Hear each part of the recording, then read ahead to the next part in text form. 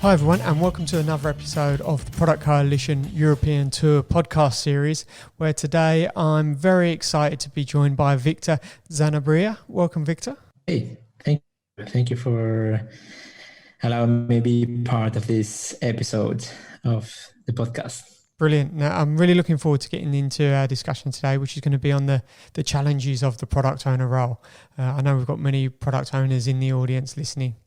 So I'm sure this is going to be highly relevant. So I'm looking forward to sharing some gold with everyone. Now, before we get stuck into the episode, first of all, I want to give a big shout and a mention to the fact that this podcast series is all dedicated to raising awareness and funds for the bushfire affected communities and wildlife of Australia. That was a decision I made back in December 2019, and I can certainly say that those communities are affected negatively, even more so with what's happening now with the coronavirus. Tourism makes up 3% of the GDP of Australia, and both domestic and international tourism will have another significant effect on those communities. So if you do enjoy this episode or any of the episodes of the Product Coalition European Tour, please consider supporting those communities. You've got a choice between the firefighters, the communities themselves, and by firefighters I mean volunteer firefighters, and the wildlife support as well. You can do so by heading over to bushfire.productcoalition.com. So my original plan was to visit 5 cities across Europe and interview over 50 leaders in the product space to gain insights, knowledge and experience to share with you, the global Product Coalition community. Unfortunately, due to the coronavirus situation, I've had to retreat to Lisbon here, set up a bit of emergency studio. So apologies if the sound quality isn't as you expect. However, I'm still going to be interviewing over 50 product leaders. All of that now will be remote and will be conducted remotely with those people. So if you just discovered the Product Coalition, welcome. We're a global product community with over 500,000 readers, 6,000 Slack members and thousands of podcast listeners. If you want to know more about the community as a whole, please head over to platform.productcoalition.com. Now I need to give a shout out to some brands and individuals that were significant donors to the bushfire campaign so far. First up is UserPilot. UserPilot is a code-free user onboarding and adoption tool designed especially for product management teams. UserPilot helps to increase conversion, user retention rates and reduce churn by guiding new users to their first aha moment with interactive walkthroughs, contextual product tours and onboarding checklists. It allows product managers to build fully customizable, behavior-triggered in-app experiences with a simple visual editor. You can go to userpilot.com to grab a demo and a free trial. Now, Shobit Chug is a Google product manager and he helps product managers become product leaders and have careers they can be proud of. Go to intentionalproductmanager.com and sign up for Shobit's free class on the habits that turn product managers into exceptional product leaders and help them move through their careers fast. Product-led teams like Mixpanel and Flexport know that the best time to capture engagement is when a user is already inside the product. That's why they use Chameleon to drive feature adoption, build onboarding flows, and gather user feedback. You can give it a go at trychameleon.com/success. 2 individuals I'd like to thank are Rich Mironoff and Chris Miles for their significant donations. Now, the episode title for today is Challenges of the Product Owner Role, and I'm really excited to have Victor joining me from Copenhagen. Apologies, it's not face-to-face as originally planned, Victor, but it's great to have you join me in this episode. Yeah, thank you. Actually, I live in Sweden and I live close to Copenhagen. I live in a small town called Lund, which is 40 minutes from Copenhagen. So I was really excited to go to Copenhagen. Unfortunately, this coronavirus is not allowing us to meet personally, but yeah, we have to adapt and keep moving forward. No worries. I'm sure we'll get some gold out of this episode regardless. So first up, Victor, would you mind sharing your career path into product and some trials and tribulations along the way? What's been your story so far? Yeah, so I have started my career around 9 years ago, and I have been mostly on the technical side, starting as a developer and then moving in different roles such as business analyst, Scrum Master, and so on. Mostly, I have been working in organizations that have been in the middle of a transformation from waterfall methodologies till agile methodologies. So I have always been trying to be part of this change, like an internal agent of change during my career from different angles. So that have helped me to see how the product can be developed in different ways and from different points of views, and interact with different kinds of people with different points of view about things. Fantastic. It was great to hear a bit of varied experience along the way, and it's good to have a guest from a tech background as well. It's been a while since I've had one of those on the show. So today we're going to be going deep into the product owner space. First up, Victor, just to clarify what we're talking about for the audience here with regard to product owner and a definition for this episode. Is it around similar to the Scrum definition of product owner? Is that the constraints we're talking about here? Yeah, basically it's the constraints that a product owner within the Scrum framework. Brilliant. Okay, great. Well, let's get stuck into it. I know you've got a lot of experience. You mentioned 9 years in the game. So let's get going into, first of all, what are some of the key skills that you're looking for from successful product owners, but that no one tells them about all of the time?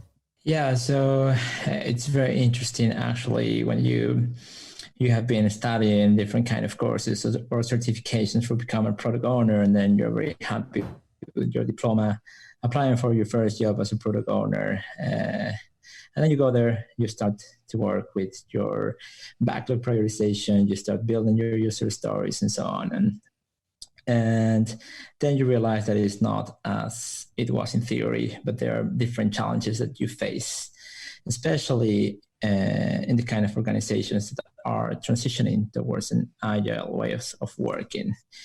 For example, we have the product owners that we have in these kinds of organizations do not have full control of the products that they are working with.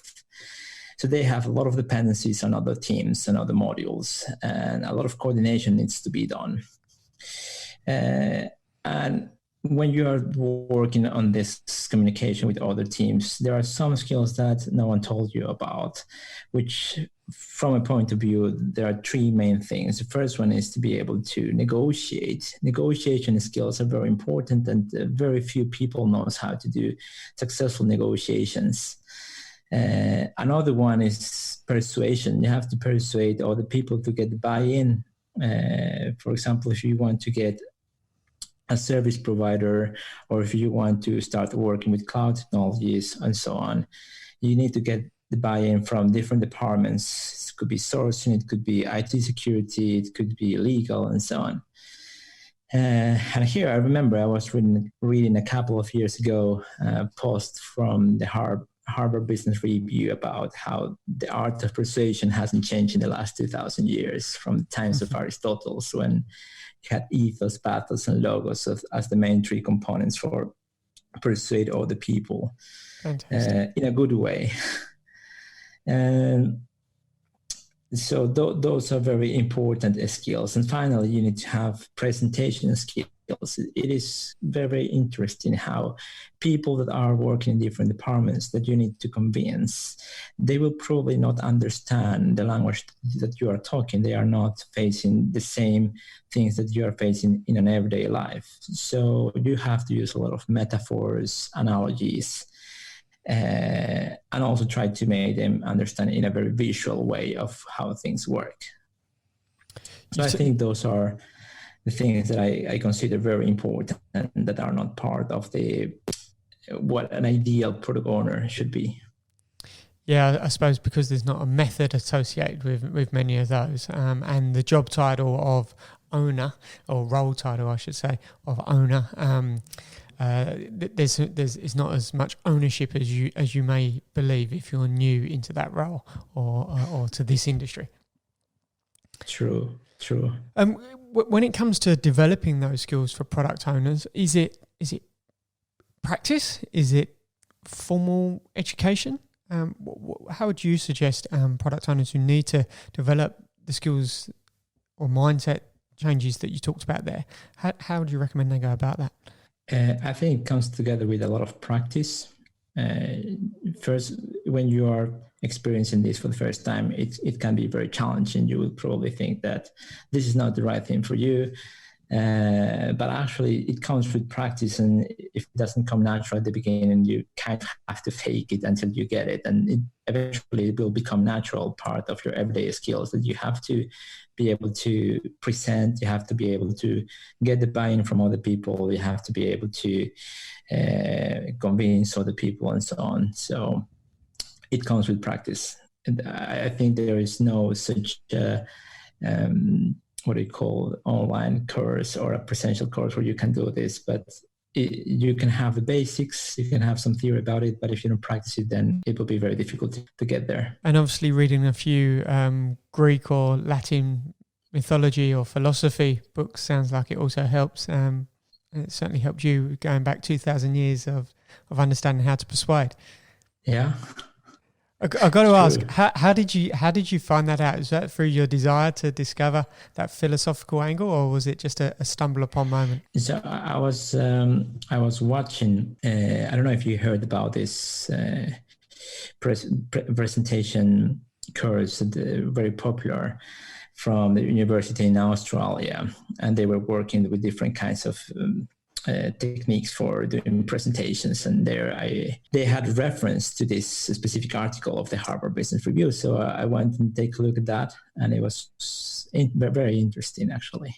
Fantastic. I'll try and dig that up and add it as a link in the chapter markers for those listening to the podcast episode. So you've got a link to that. Okay, let's move on. Misconceptions about product owners. What are some of the misconceptions out there, do you believe, Victor? Yeah, well, there are different kinds of misconceptions, and I think that if I have to think about a couple of them, the first one, I think it's something that we inherit, I think, from the old school, where we had that one ways of working, we had business analysts. It happened to me a couple of times, I remember, where execs comes to you with the idea of the potential features that they want to develop for a product.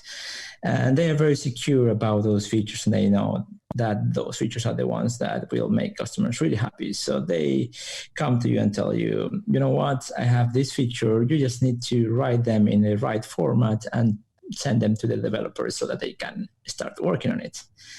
And actually, for me, it was quite funny the first time that I heard about that, because they think that we are some kind of a formatters, that we are just going to write down ideas from others, and then developers can understand that. So that was one of the things that I think not just happened to me, but also a few colleagues that I have been talking to all these years. Another one that comes to my mind is when you are talking with different stakeholders, they don't think that you are going to be part of the whole product life cycle. When it comes to the customer research, when it comes to understanding what are the user needs, when it comes to understanding what are the problems that you have to deal with. But sometimes I think that we are not part of that, but we actually have a lot of work when it comes to the definition of what are the needs of the end users. Fantastic. You've definitely shared a few common experiences I've had or seen around the way, particularly that concept of product owners being order takers, almost, where you give them an order, like you're at the till at McDonald's, and they just give it out the back, and all of a sudden you get your burger with fries delivered exactly that way, and lack of appreciation of the input and collaboration required for the product owner role. Okay, with regards to challenges product owners face, a common challenge, no matter how agile the organization is, there's some part of the technology, the infrastructure, the people that is waterfall. And can you talk to me about managing those challenges when you're faced with some waterfall dependencies? When you have dependencies on waterfall teams, a lot of things can happen, of course. And from my point of view, there are two main categories where you face challenges. One of them is when it comes to the culture of both teams. There are different cultures. They come from different backgrounds. On the one hand, you have the agile team that is focused on the team productivity, empowering the team members, being very likely to adapt to change. And on the other hand, you have the waterfall teams that are working in a completely different way. You have very rigid Gantt chart, like project manager trying to squeeze them to deliver. So you have that on the one hand. On the other hand, you have the delivery culture, the delivery timelines, where you have to synchronize timelines. And for this, it is very common that people will tell you you have to communicate with them all the time. Communication is a very important aspect there. But you will go and try to communicate with them, and then you will agree on something. And during your first demo, you will be there with your agile team waiting for the waterfall team. But then no one will show up. You will be like, okay, what happened with these guys? No one came today. And then you will try to do this one more time, and it will happen again. They will be late again. And then you escalate this, and then management comes and tells you, well, you have to come to an agreement. You have to align, otherwise we will have a lot of extra costs for this project, and so on and so on. And then after that, they will agree, and you will be there listening to them and saying, okay, yeah, I hear you, but something within me tells me that this will not happen. I have been through this a lot of times, and in the end, you realize you have to have a strategy for this. You have to have a risk mitigation plan for this. So you have to do not just your backlog planning, not just your release planning, but also you have to have a strategy for addressing what will happen if the waterfall team will not be able to deliver when it comes to the dependencies. This is almost like maybe twice the work that you will do, but it is necessary. Otherwise, you will end up frustrated and also with a lot of delays when it comes to the product. I've certainly been in some of those experiences myself, where you almost have, you have a plan B, which is what value can you deliver where those dependencies don't exist, and how can you continue to deliver value should those waterfall dependencies fail you. So it's good to hear some other approaches there. Managing the backlog and making prioritization calls is always a fun part of being a product owner, and synchronizing those decisions with others as well.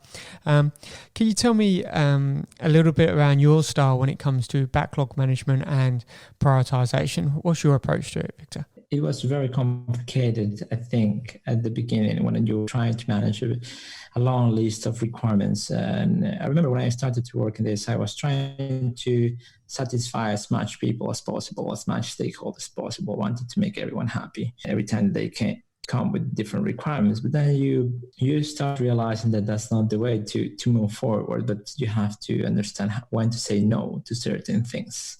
I think the first filter, when you see something and you understand immediately that this is not part of the scope of your product, and you have to say no. Then after this filter, it's very common that different kinds of stakeholders, especially salespeople that are in constant contact with the customers, that understand what are their needs, they come with a lot of different solutions. So you will end up with a long list of both requirements plus features that already are addressing different solutions for different problems. But an important thing before start to jump into the prioritization of the features that you have in the backlog, especially if they come from different angles, what I do is some kind of a design thinking approach, where I try to identify what are the different problems that these features or requirements are trying to solve. Then you realize that from a list of 100 features, you just have around 10 problems that these features are trying to solve. So there you basically have a lot of solutions, but to attack the same problem. Once you have this, when I do this, try to prioritize the problems and try to understand, okay, what of these problems, if solved, are going to help to achieve the business goals and also make our customers happy. And once I have done this prioritization, then I diverge again and try to find out solutions for the prioritized problems. And those solutions are the ones that I put in my backlog.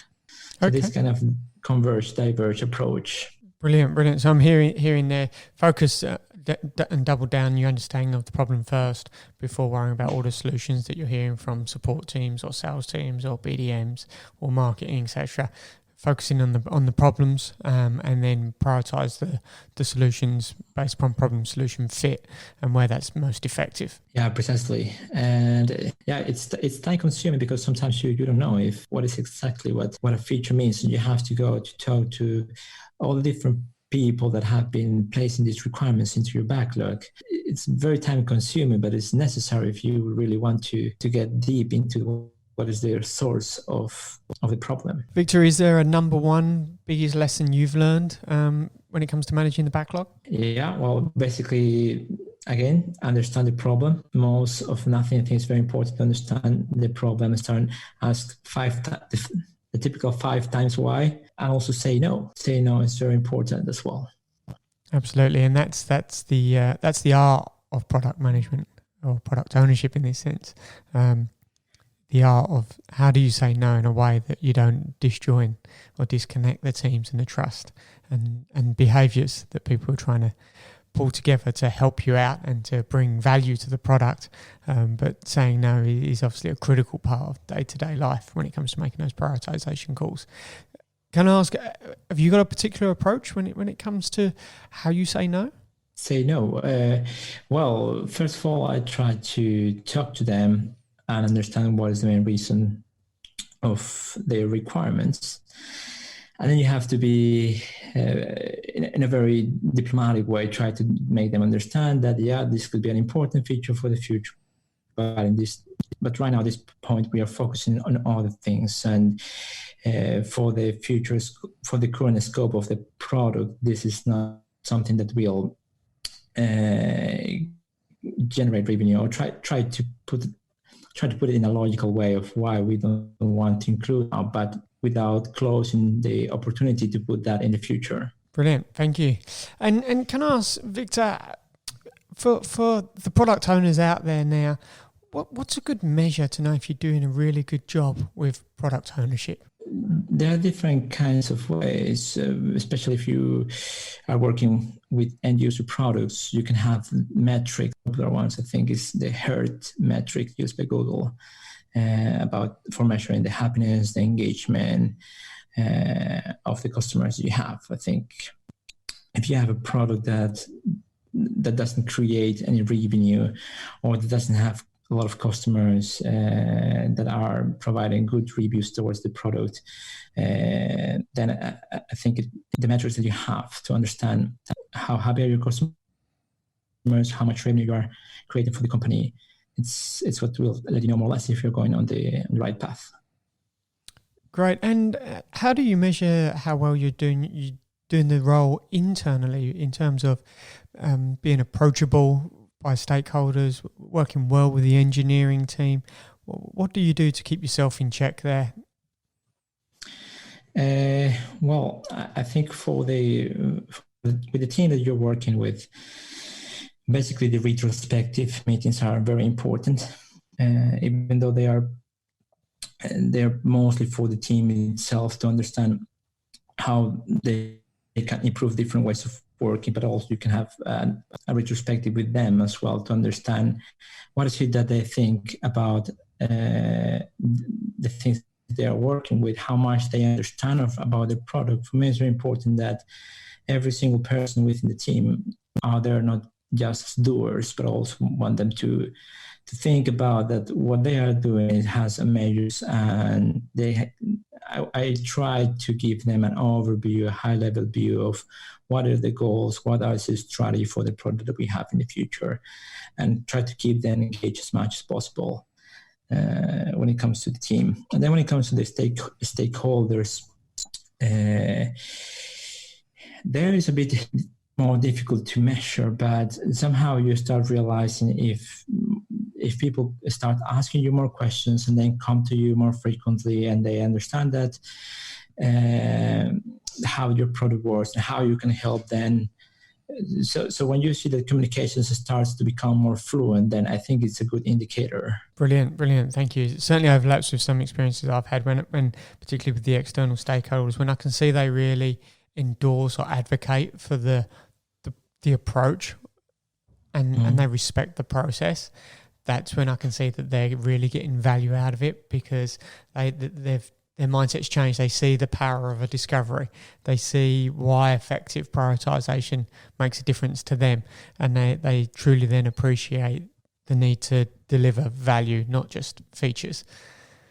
Thank you so much for this session, Victor. It's been a pleasure to talk through and get back to basics almost on some of the day-to-day life of product ownership and the product owner role, but also hear about some of your own personal experiences and style of solving the challenges. Thank you very much. It was very fun to talk to you and share some of our thoughts. I really hope that we can have another session in the future. Indeed. It'd be good to get face to face, and it's great to now have an excuse to get to Sweden and add that to the list of countries I'd love to travel and see, even if it's only over the bridge from Denmark. I'll definitely be there one day. You're very welcome. Thanks so much, Victor. Thank you everyone for listening in on the podcast and or watching in on YouTube. Again, all of these recordings unfortunately are now remote, which means I'm dependent on the internet wherever I may be, and I'm currently floating around Lisbon in terms of sound quality, so apologies if there's cutouts when you're listening back to this. Thank you so much for tuning in. I hope you found this valuable, and please do remember that this podcast and all of the episodes of the European tour are dedicated to raising awareness and funds for the bushfire and, I would say, tourism affected communities of Australia now. If you'd like to support either the volunteer firefighters of Australia, the wildlife, or the bushfire affected communities, you can do so by heading over to bushfire.productcoalition.com. If you'd like to know more about the community, you can head over to platform.productcoalition.com and find out more about memberships, our Slack channel, and how to become a rider on Medium as well. Thanks so much again, Victor. Thank you, Jay. Thank you all for listening in, and I'll speak to you very soon. Thank you. Bye-bye.